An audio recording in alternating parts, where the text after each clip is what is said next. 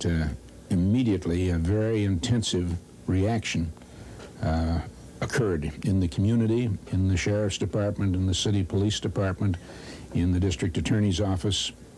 It was a very shocking thing. This young lady that was a model sort of a child, and her parents were well known and respected in the community. So it really gripped the soul of the community, I would say, when it happened.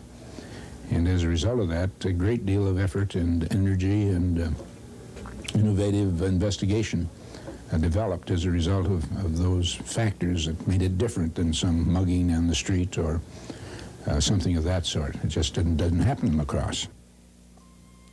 Friday, October 30th, the State Crime Lab announced that it had cleared Mr. Hartley of any involvement in his daughter's disappearance.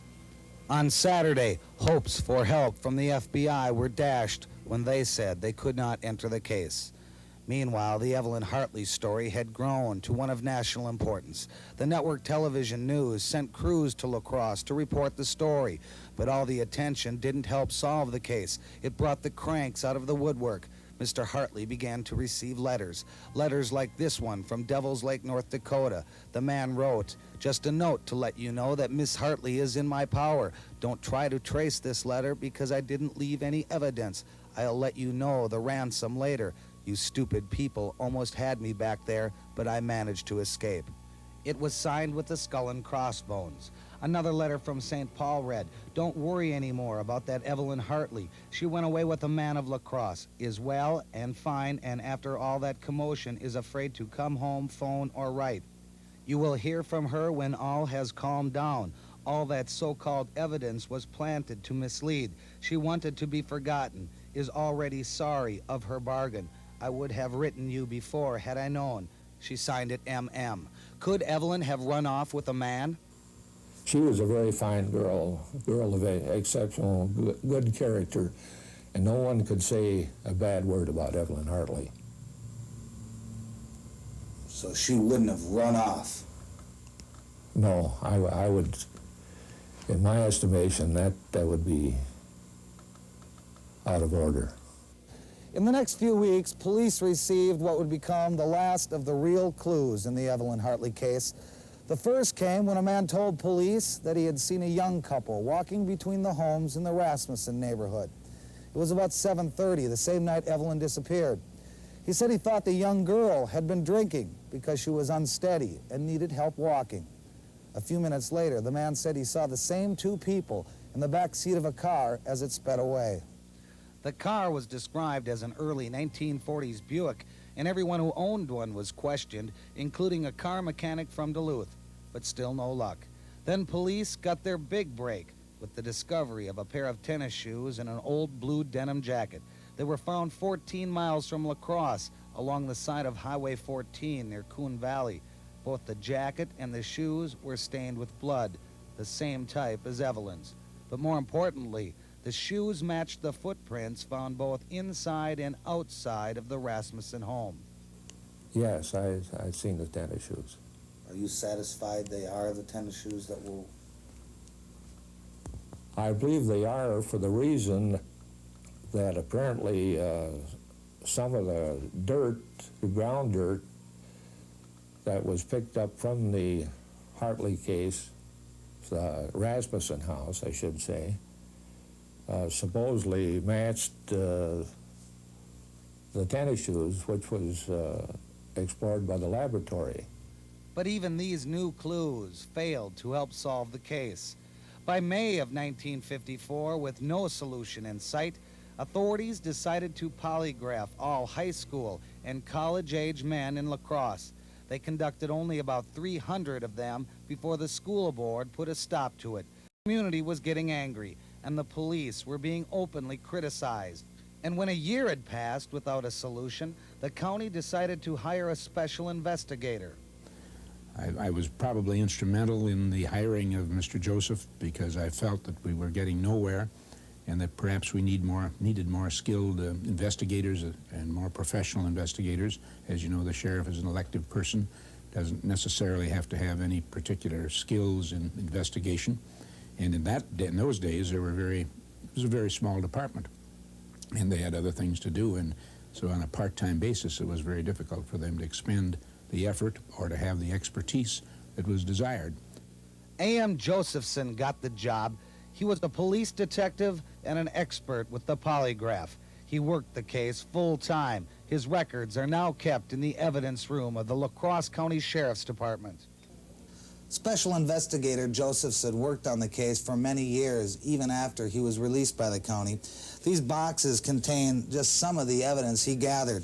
There's photographic evidence from the day of the disappearance, letters from the FBI and the Wisconsin Crime Lab.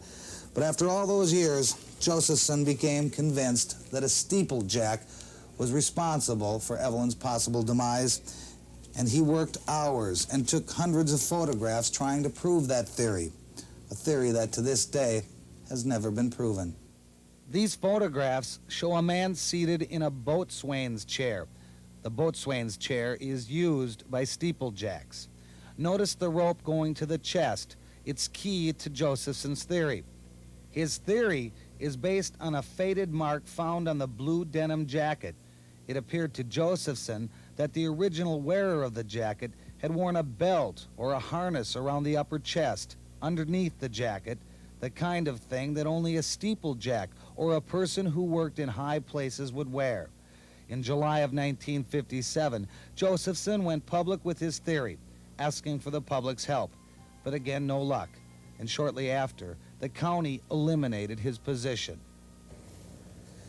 In late 1957, Wisconsin's very own mass murderer, Ed Gein, was given a lie detector test to see if he could have been involved in the disappearance of Evelyn Hartley.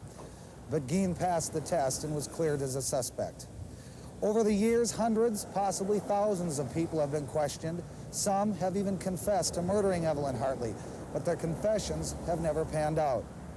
The most prevalent theory about Evelyn Hartley is that she lies buried here, somewhere underneath Jackson Street, since Jackson Street was under construction at the time. But there is another theory, a theory that one investigator told me no one has ever really thought about. In 1984, the body of this unidentified woman was found in a roadside grave near Viroqua. Her hands were cut off and her face was beaten badly. No one has ever claimed the body. Police believe the woman was in her late 50s or 60s. Evelyn would be 51. A police artist was needed to reconstruct the woman's face. If you compare a picture of young Evelyn to the old woman, you can see some basic similarities in the facial structure. The similarities are even more striking when you compare a picture of the unknown woman to Evelyn's mother. If the unknown woman was Evelyn Hartley, it raises more questions than it answers. It's been nearly a year now since that report first aired, but the interest in Evelyn Hartley has not died. Since February, I have received at least one call a month, sometimes more, with information or questions about Evelyn Hartley. The most bizarre call came from a woman who wanted Evelyn's mother's home phone number. She said Evelyn was still alive. She knew her, and that Evelyn had to leave town because she got involved with the mafia. When I told the caller I doubted her story, she got mad and hung up. She's never called back. It's been 37 years now since Evelyn Hartley disappeared, and unless some new clues are found, it's likely her story, like the others, will remain a mystery. As before, the La Crosse Crime Stoppers unit is standing by tonight to take your calls if you have any information that could help solve these or other crimes. That's our report for tonight. Thanks for joining us. Good night.